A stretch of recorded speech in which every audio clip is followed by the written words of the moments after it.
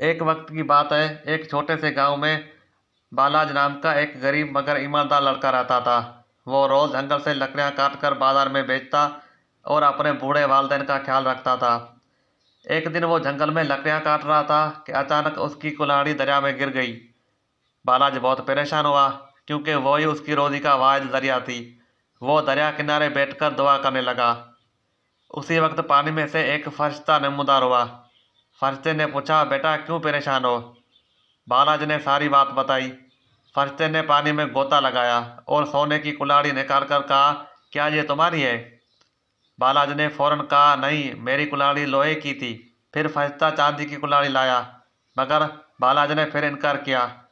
आखिर में फरिश्ता लोहे की पुरानी कुल्हाड़ी लाया तो बालाजी खुश होकर बोला, जी हाँ, ये मेरी कुल्हाड़ी है।